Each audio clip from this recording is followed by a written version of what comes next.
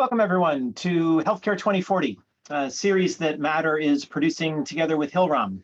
My name is Stephen Collins, I'm the CEO of Matter. The topic of today's conversation is how artificial intelligence will transform clinical decision-making, and we are very fortunate to be joined by Dr. Greg Moore, who is Corporate Vice President at Microsoft, leading Microsoft Health globally.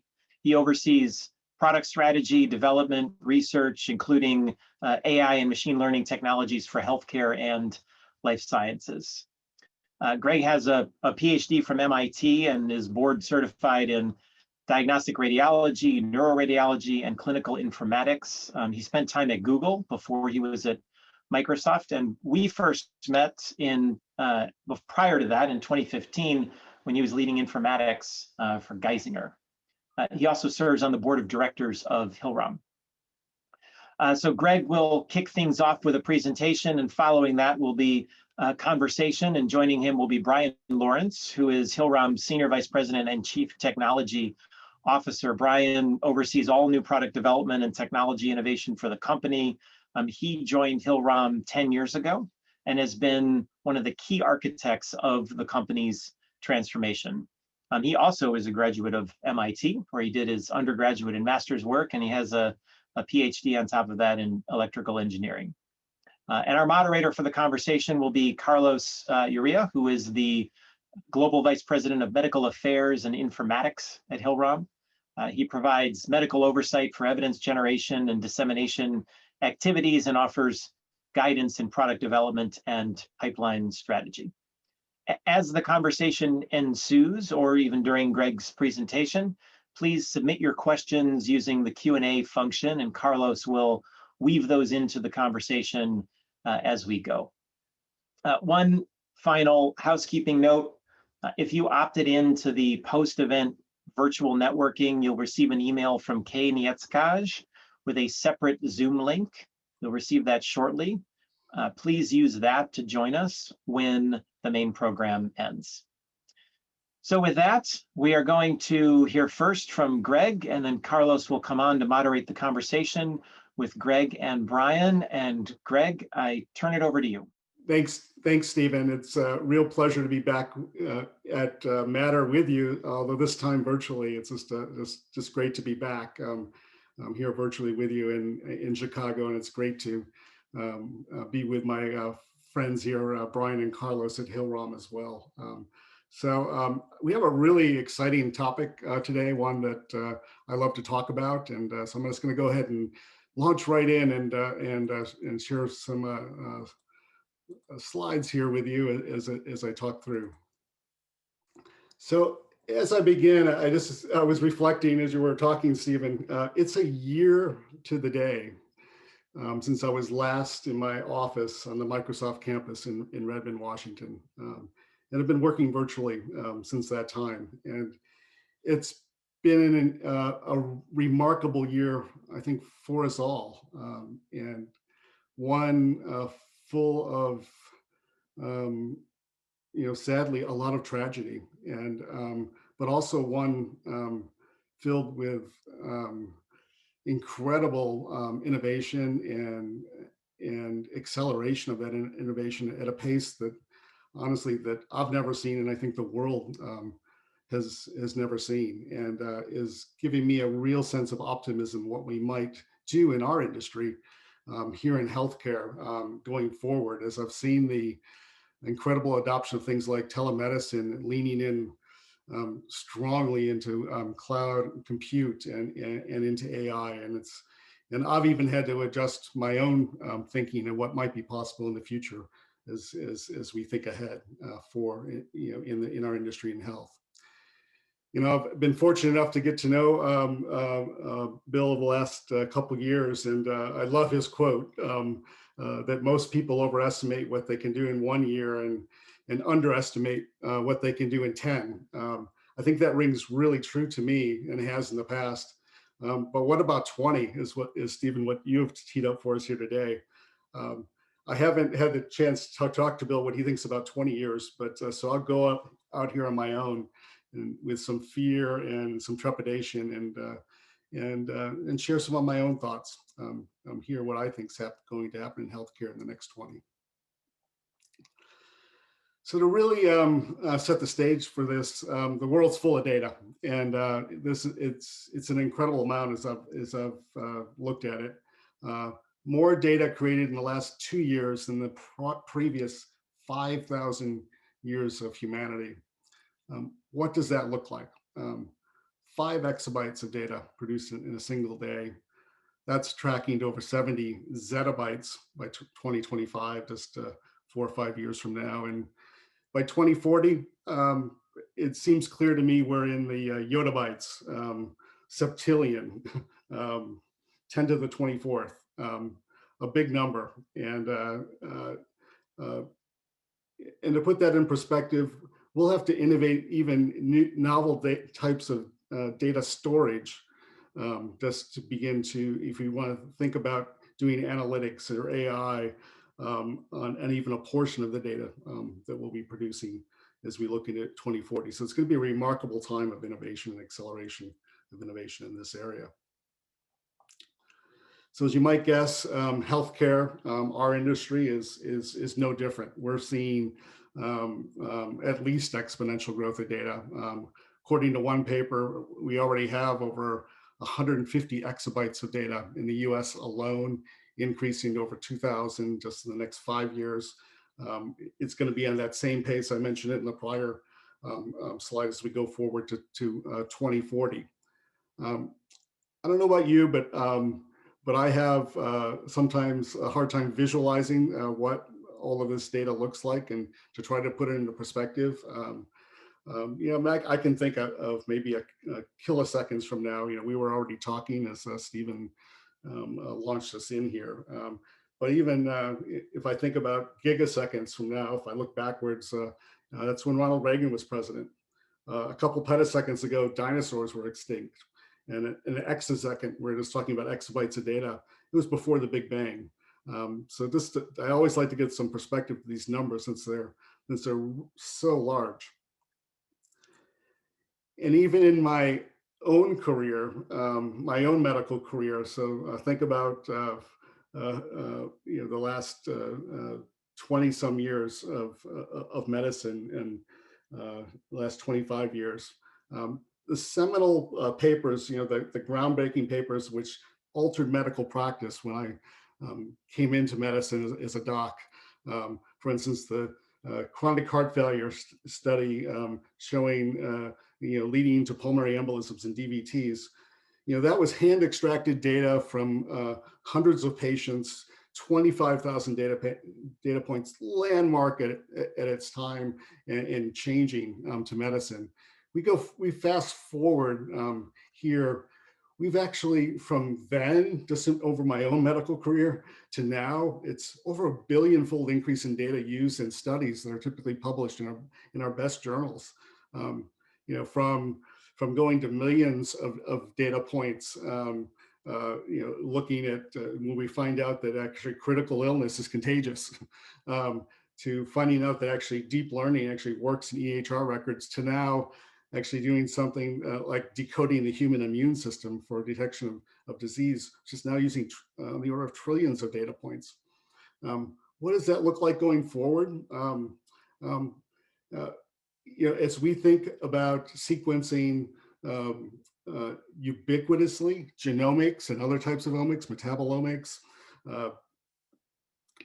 proteomics, we can talk about microbiome, but just think about sequencing, every child born on the planet, every human being on the planet, to not only deliver insights, precision, the vision of precision medicine at the individual level, but also population insights, sequencing entire populations.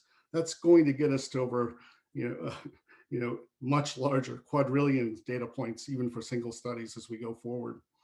And as we think about the drivers here and actually sequencing every person or every child born on the planet, I think a key driver that I would like to point out is there's 4 billion people on this planet that today do not have meaningful access to healthcare. This is going to gives us an incredible sense of urgency to deliver, but also an incredible a push and motivation and acceleration of where we're going to go going forward. You know, this 4 billion number without access, several billion of those will come online with high-speed access, and connectivity just within the next 2 to 3 to 4 years. So if we think of 2040, this entire population is going to have high-speed access, and that's going to allow us to deliver access to care and deliver care in incredible ways. So I actually see us closing this gap as we go forward in healthcare. And as I think about that and just even reflect on this year, it's really given us a glimpse of that acceleration that I touched on when I started out, of how we can use global phenomena to actually accelerate going into the future. And I think that now that we've had a taste of that, what happens when we come together, when we collaborate and share, even when we're competitors in some cases, there's no going back. This is a proof point. We saw, literally within 10 days time, a few weeks, telemedicine visits, for instance, go from 14,000 each week for the Medicare population in this case to over 1.7 million. I believe in 2040 that virtual care will be our standard of care to actually deliver care across the planet with ubiquitous high-speed connectivity. So I really just see this as only accelerating going forward. We already see evidence of this happening even in well-connected large healthcare systems in the U.S. and some around the globe. And so there's no doubt that this is here with us to stay and is going to go forward. And as an engineer and a doc, this is a frustration to me. On average, it takes 15 years for innovative treatments or something that we develop in a lab or as a new core technology in industry to actually become the standard of care, where it shows up on the hospital floor as we do rounds. As a technology that's making a difference at the point of care. There's good urgency to do better than this, but it also gives us some insight that at that baseline, the standard clinical decision support tools, the AI-enabled support tools of 2040, 20 years from now, will actually be invented in just 5 years from now to give us that window, if that holds. There's a variety of reasons why that could hold, regulatory and others. But it's incredible to think about that we're actually close to that window of seeing what might be the state of the art of care. Digital imaging, diagnostic imaging, an area that I've been privileged to be a part of, even in the early days of AI and imaging, has really been the tip of the spear of this. We see the promise of AI to augment decision-making for providers, to actually create access for it, to get physicians and providers' eyes on images sooner and provide some more timely diagnosis. Certainly in the area of acute stroke or hemorrhagic stroke has been some of the first areas that have been tip of the spear, but now we're seeing this progress. Things that are now went from being researched to now FDA cleared in many cases, that are just beginning to trickle into the workflow. We're going to see this accelerate as we go forward, as we get familiar and actually educate agencies like the FDA and others about the power of AI, the safety of it, and how we can use it to improve quality, safety, and outcomes, and indeed create access. So in 2040, I see an ever-widening widespread application of AI and machine learning in sort of the high-end parts of healthcare, as well as the mundane parts of healthcare that are painful but much needed to be done for the health and the healthcare of patients. AI-enabled tools certainly to improve the diagnostic odyssey for rare disease and cancers that we go on. Certainly, we have tools that will be able to have impact there. The use of AI in terms of natural language processing to ingest and structure anything from medical notes to a vast amount of medical literature that I'll talk about in a moment. AI tools that will reduce physician and provider burnout and allow for intelligent and augmented medical documentation. And really, I see a ubiquitous environment in health and healthcare of sensors and remote sensing capability as a means to provide clinical decisions for providers at all levels to provide care and healing for patients. So just stepping into just one of those for a moment, we've asked the question, what if healthcare and computing worlds actually spoke the same language? So it's been incredible actually to delve into that and what could that mean? And again, just some context setting of what's happening in our world today. Just in the area of biomedical research, 4,000 new papers are hitting PubMed every day, filled with just incredible information that could have an impact on the treatment of disease, the detection of disease, on health and healing. An expert with deep domain knowledge in this area, at best, if that's all they're doing in a given day, can curate and read about 10 papers, take them in, apply them, label them, usually less. So how does one keep up? Again, this has been this explosion of data that I've seen even throughout my own career. So certainly to tackle and actually put to use and apply this amazing explosion of these incredible advances, biomedical language processing is a tool that we can put to use and is thankfully now coming at the forefront of functionality there, and will only get better as we go forward. So for example, I've been privileged to work in the area of text analytics for health with our team at Microsoft to actually extract insights from unstructured clinical documentation. And just to give you a sense, these tools readily now not only do named entity recognition and linking to a variety of well-known and even less well-known ontologies, can simply do that in a very automated way. But perhaps what's even more exciting to see, these AI tools now are able to do full relation extraction of symptoms and doses of medication and other relationships in really powerful ways that bring structure then for analytics and AI to come in around these, not only for notes like I'm showing here, but for medical literature. And importantly, to do things like really robust negation. Docs like me and my colleagues tend to speak in double negatives a lot, but it's great to see that we can even teach computers to understand some of the language that we talk in. So incredible advances there. That's going to go.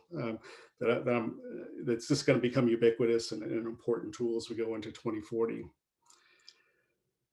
So as we think about the power of all that, I also reflect upon really that healthcare is at its core an intensely human experience. An intensely human experience for both the patient and the provider. And at the same time, we have this powerful technology developing. We're also facing this imminent shortage of providers, physicians, nurses across the provider spectrum. So how we must think as we lead into 2040, how can technology be used to augment this intensely human experience in ways to create access and efficiencies for the system. So, and just a bit more context, providers, doctors, nurses are burned out at incredibly alarming levels, and that all even started before this last year of COVID-19. So it's clearly an area as we look to 2040 that we need to lean in with technology and provide solutions and augmentation for providers as well as patients in this area. So as I look towards 2040, I think many of you have probably seen this crayon drawing of a pediatrics visit of a family and their doctor, with the doctor's chair turned around and typing in the EHR.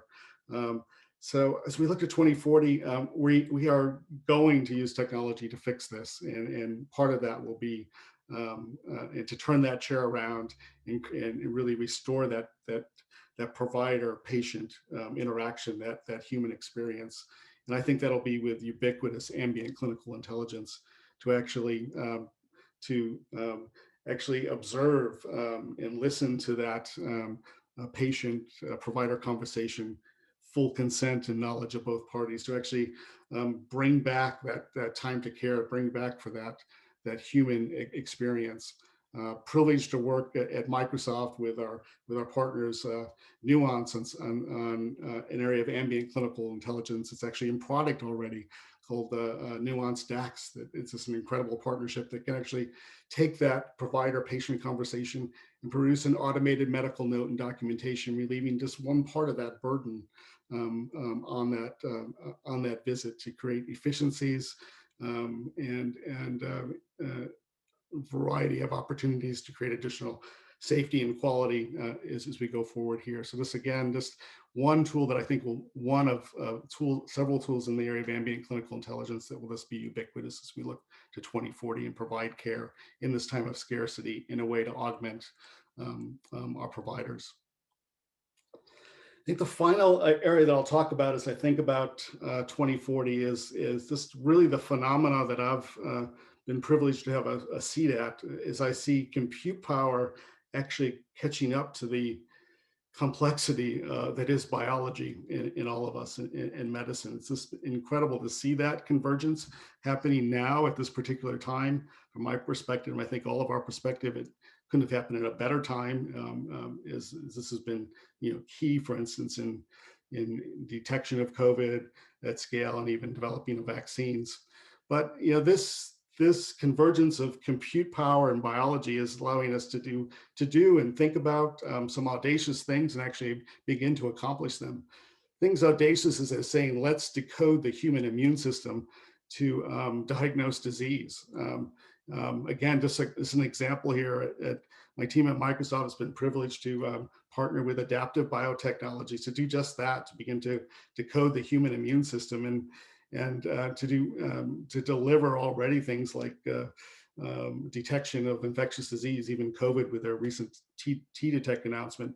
But it seems now with this work, the path is clear that in the future, as we look to 2040, we'll be using a blood test to not only detect what infectious disease you may have been exposed to or fighting, but any autoimmune disorders that are there as well, and even to detect any cancer and screen for cancers with a single blood test that our body might be fighting at a time. It's clear that the scientific pathway is there to do that, and so I would say by 2040, if not before, this will be a part of these and other similar technologies will be a part of routine screening, all database with this compute power and biology convergence. So I'll the quote from our CEO Satya Nadella at Microsoft rings true to me, that artificial intelligence does indeed represent one of technology's most important priorities, and he said that healthcare is perhaps AI's most urgent application. I couldn't agree more with the urgency of the 4 billion people on the planet that don't have access to care, with the urgency and power that we have, indeed the responsibility we have to deliver diagnostics and therapeutics with these new tools. I am an optimist of what we're going to see in 2040 and how we're going to be able to transform health and healthcare for patients and providers, providing this augmented, intensely human experience for both of those populations. So with that, I just want to thank Stephen and you all for your time and attention here, and just look forward to joining the panel with with Carlos, Brian, and team. Thanks all. Thank you so much, Greg. Great presentation. I really appreciate it. Making sure that I have Brian on the line. I'm here. Oh, there you go, Brian. Okay, well, hello, good afternoon, everyone. Thank you for joining us today. So Greg, great presentation. I'm going to start with something now. Obviously, as we think about healthcare, we think about the role, the physician and the technology. So now AI is going to be introducing a third party. Patients can show up with self-diagnosed and maybe very accurately so. But at the same time, we have the promise of IBM's Watson, I guess 2014. What do you think is going to be the future as we think about that interaction, that third party? Is it going to be a barrier? Is it going to be an accelerator of the relationship? Where do you see that going? Yeah, I think, thanks, Carlos, and good to see you again here on the panel. And it's a great question. As I hinted to, I think it's just a really powerful experience to actually bring technology to the table to actually augment both, not only that provider interaction, to augment a provider, a physician, and or a nurse or a physician's assistant, the entire provider network, decision process, but actually bring the patient in as part of that. I think that is so powerful, and I think to augment that patient experience, to provide even some early guidance on how to navigate what are incredibly complex systems going forward. That and as I look to 2040, I hope if we've succeeded, we've actually made that the ability to navigate those experiences much easier, for the patients that we serve. And I would also say that I'm hoping that we go upstream. We're talking about healthcare here, so I'd much rather talk about health. And in some cases, we catch this too far downstream. So I think as we bring the patient in, we have the opportunity to actually talk about health upstream before they actually become a patient in our system. Absolutely, Greg. We're going to get into that in a little bit. So, Brian, as we think about the technology, we have a lot of entrepreneurs on the call. What are sort of the technology requirements or things that they will want to consider? So in the future, these technologies will be able to support and be effective in that, AI ecosystem. We know there are medical devices, wearables. There is a huge future coming in the technology. What do they need to keep in mind?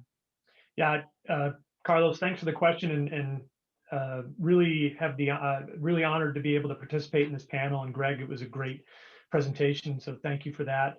It's an interesting question when you think about technology and what technology and hardware and even design considerations we need to be thinking about as we think about the ability to leverage artificial intelligence, as we go forward. On the one hand, cloud platforms and cloud-based computing have been an incredible boon to the industry in terms of supporting our capability of not only looking at the massive amounts of data that Greg talked about, but being able to then apply massive computing power.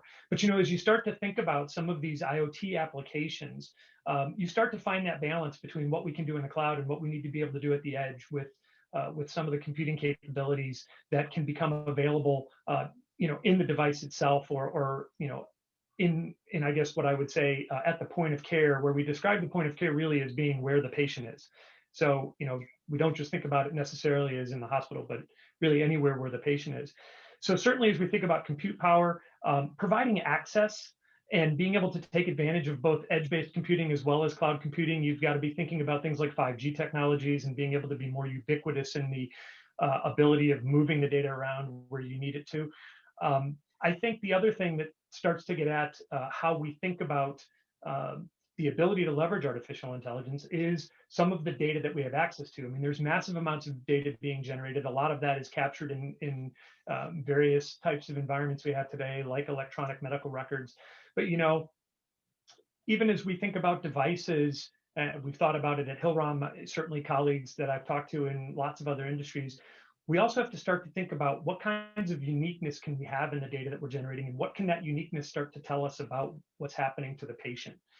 And what's interesting about that is, we oftentimes get caught up into a discussion around what is clinically valid or clinically relevant data versus maybe data that isn't quite as accurate. And, I think the interesting thing that we're going to see over the next 2 decades is that a lot of these technologies that today might be dismissed as not being necessarily clinically accurate, both will come up the curve in terms of accuracy, but because of the ubiquitousness of the different types of sensors that can be out there and the data that they can generate, we can triangulate off of that and turn what was once considered to be not clinically accurate to be as accurate as we need it to be able to diagnose patients. And I agree with everything that Greg said. We really want to move up the chain and get to the point where we're not talking about healthcare, we're talking about health or wellness, because we want to focus on that diagnostic as early as possible. And a lot of these technologies that are more in the consumer space are where we're going to be able to leverage a lot of that. So I really look at it across that spectrum of the computing capabilities, the communication capabilities, and the sensing capabilities as you think about it from a hardware perspective, as to what's going to be important. The one other thing that I would add that I think is, as we think more broadly about design considerations, is you're always going to be dealing with people. I mean, as much as artificial intelligence can do, at the end of the day, what you're dealing with is a patient. So you're always dealing with a human interaction. And I cannot stress enough that the success and the successful deployment of these technologies will hinge quite critically on our ability to do the change management aspect of this in terms of the interface and the engagement on the human side.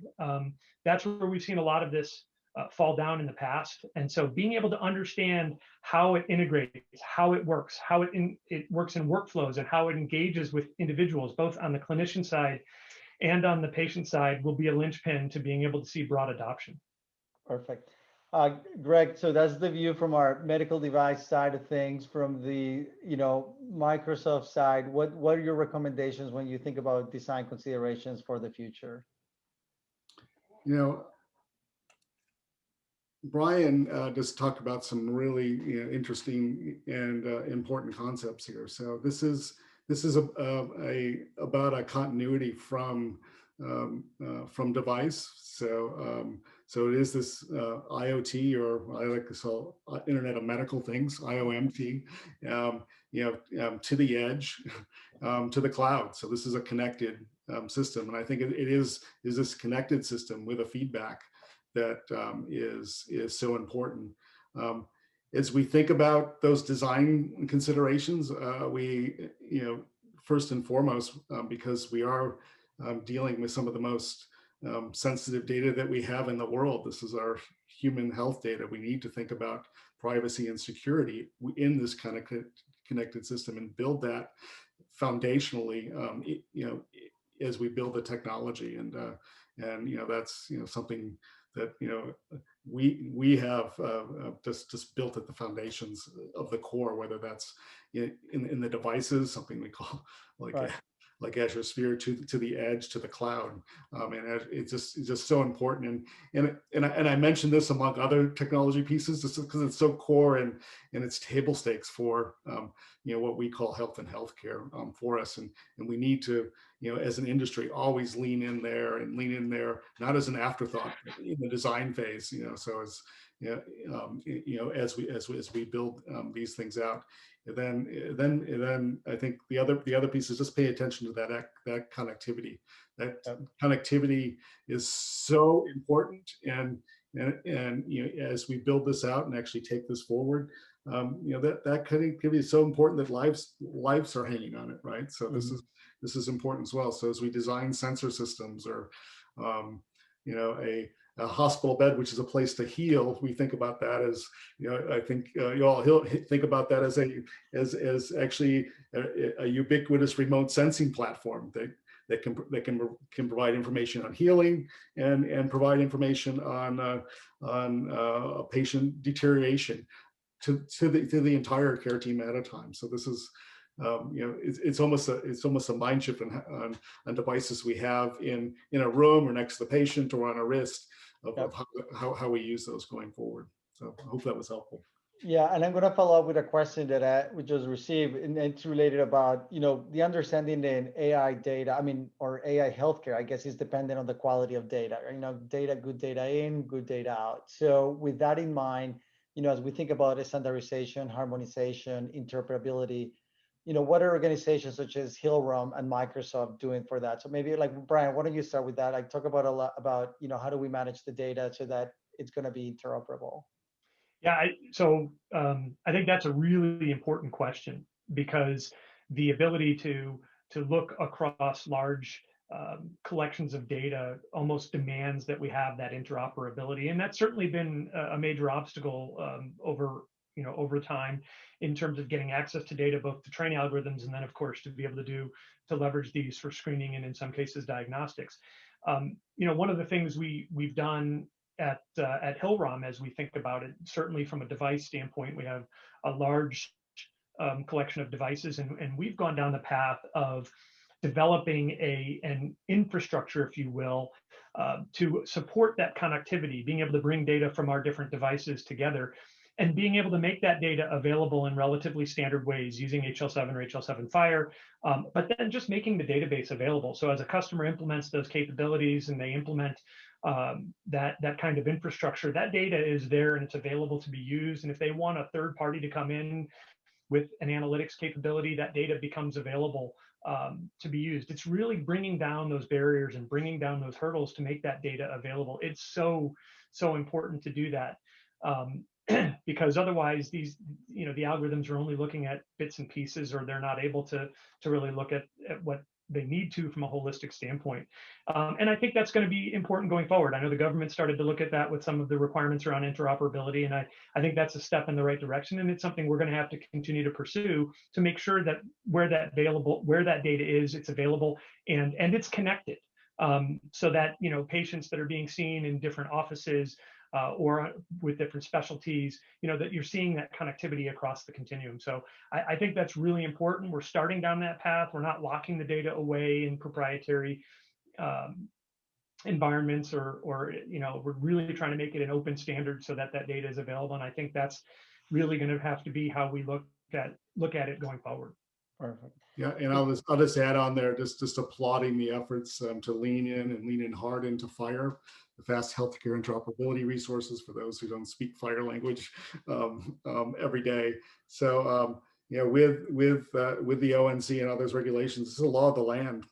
Data needs to flow, so patients and their providers can make the best decisions for them across systems, across platforms. It's starting with payers, but then a rollout and a timeline across our entire health and life sciences ecosystem. So it's exciting that we can actually get this data flowing to the benefit of the patients that we all serve, and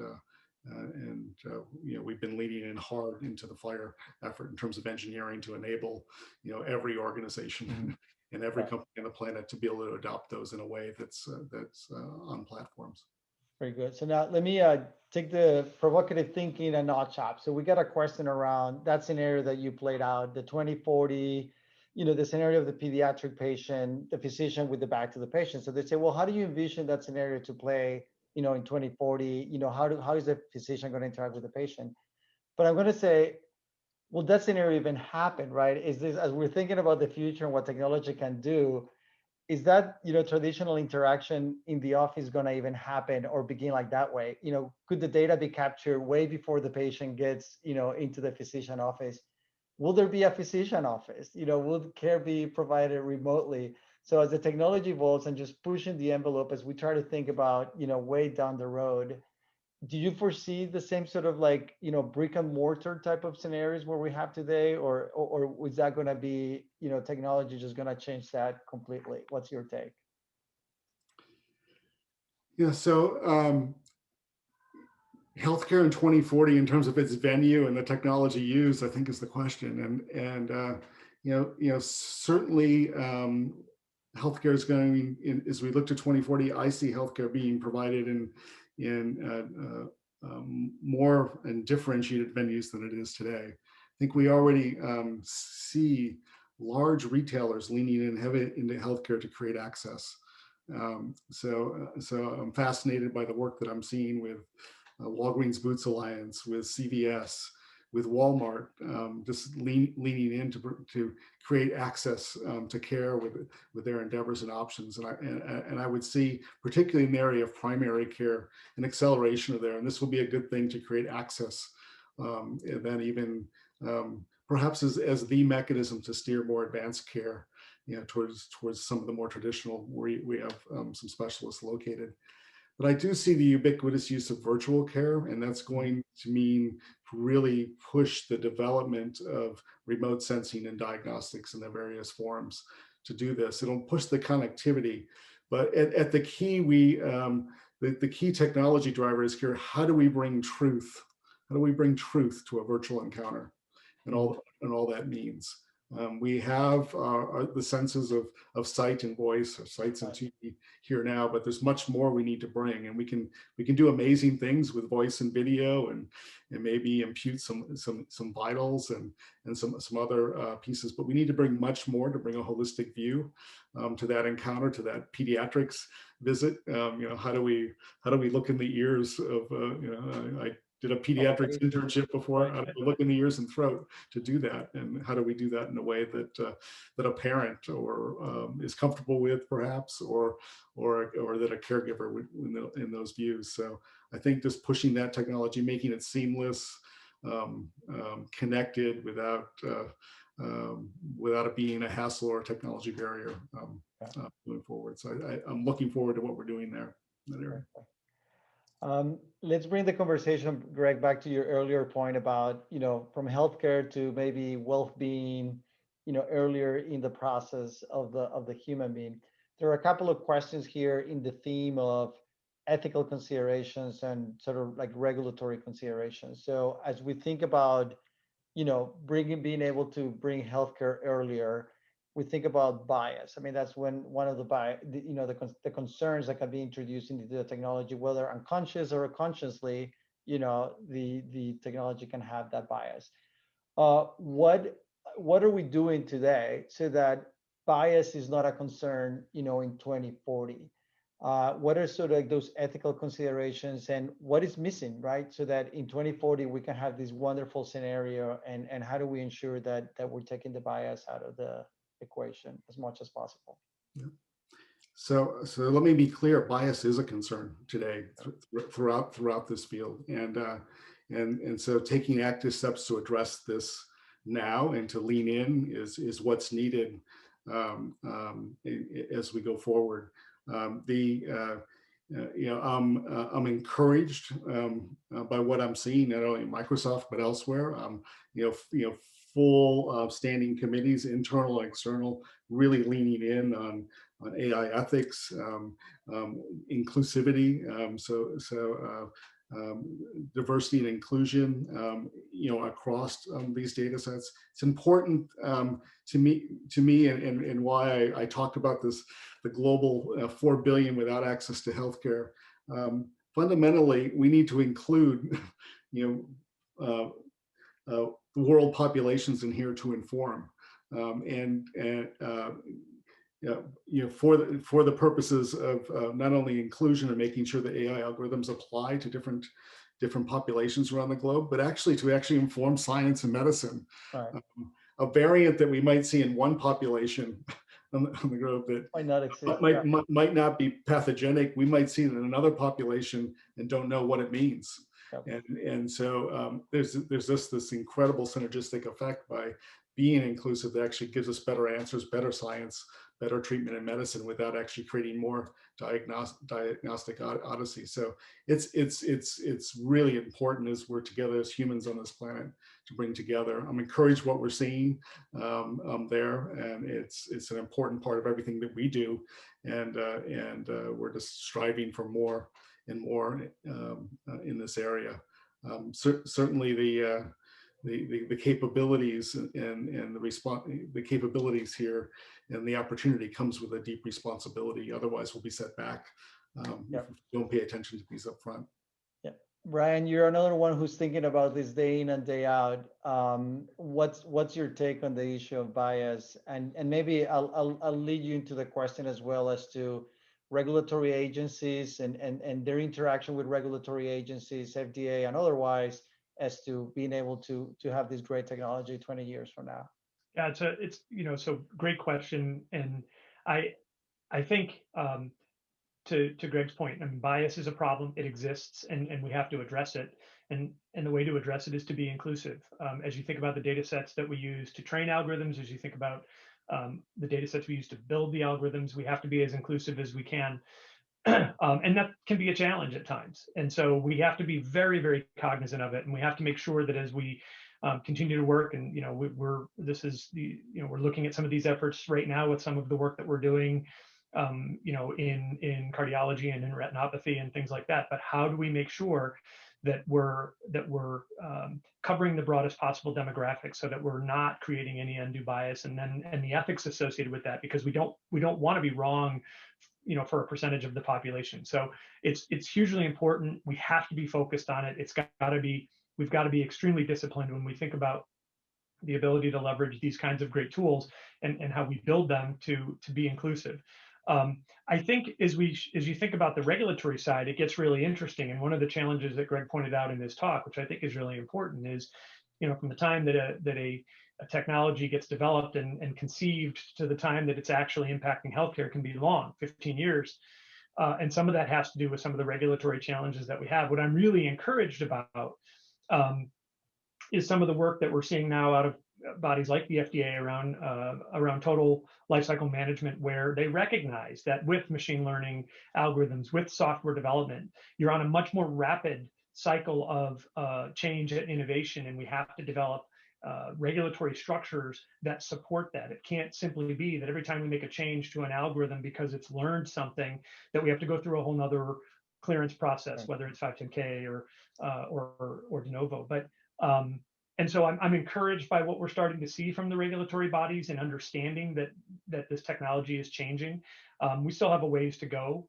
And I think that, that's where we'll start to see some movement that hopefully starts to shrink that window and allow us to bring technology more quickly into this space, in particular in what we're doing in artificial intelligence and machine learning. Yeah, I can speak. I mean, there was a question about FDA, and I can tell you that we have had a positive experience with the FDA. I mean, they're certainly moving towards making sure, as Brian was alluding to, just ensuring that we have a way to do it that is fast, efficient, all the stuff. Nobody has the answers today. It's a work in progress, but certainly the FDA is taking an approach towards, let's figure it out. I'm going to listen to what you have to say, and let's work together to find a pathway. So for those of you out there who are thinking about designing your new product, your new device, I mean, I think you'll find a fairly positive experience with the FDA in trying to make this happen. Maybe a couple of minutes to one more question that sort of goes along the ethical aspect of it, which is privacy, and all these what if scenarios. Now that we have a lot of information, are you going to have too much information about me? Oh, this is great. You decoded my genomics. Well, what are you going to do with that now? Is my insurance rate going to change because my genomics happens to have something? So any thoughts about that in the future of super mega information and patient privacy? Yeah, it's a critically important area, Carlos, and I think the principle here that I lean into is the patient should decide. It's the patient's data, and the patient should decide and be in control of that data. In terms of using patient data for research or to help others, I have found throughout my medical career or research career that the patient simply wants to be asked for consent. And the overwhelming response or experience that I've had in my career, and studies have shown out, that if you ask a patient, would you allow access in this consented way to use your data to help another patient, for instance, with cancer? The overwhelming response is yes.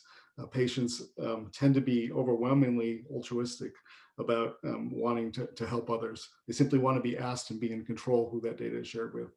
And I think it's our responsibility, it's our burden as technology companies or as device makers to actually enable that to flow. These and to enable those who are custodians of that data to actually be able to keep that promise. From my perspective, the healthcare systems or the entities that collect that data, and in fact, it is our policy, that data always relies in custodianship, in a trust relationship between, for instance, a healthcare system and their patient.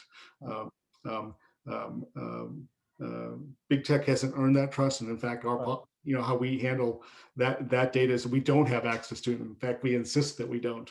That the entity and their patient have that trust relationship to execute, and it's our responsibility as technologists to help them execute that with all that privacy and security. Yeah, but it's a fact that if we want these models to be efficient and to be as helpful, we need that data, right? There is no way around it, and that's something that we're just going to have to come to grips with as a society and accept that fact. Well, but Carlos, I think you're right. I mean, I think to develop the algorithms, you need access to the data. That's a core tenet of what enables us to do this. But I think Greg makes a really, really important point. It's not the device manufacturer's data. It's not even the hospital's data, though there may be arguments about that. At the end of the day, it's the patient's data. And as long as we're engaging the patient in the use of that data, I think we're going down the right path. I agree. All right, I'm going to close it up now. I want to thank you, Greg and Brian, and I want to leave enough time for Steve from Matter to get back. Steve, maybe a couple of minutes if you have any comments or questions, and join the discussion. I really appreciate it. Thank you so much, Carlos, for facilitating the conversation, and Brian and Greg for being a part of it. I'm a little biased, but it's such a fascinating topic that we're all going to be living through. And Greg, I just kept thinking throughout about two things. One, about the exoseconds comment and that dinosaurs were still around, and just putting petabytes and yottabytes and other things into context when we're talking about the volume of data.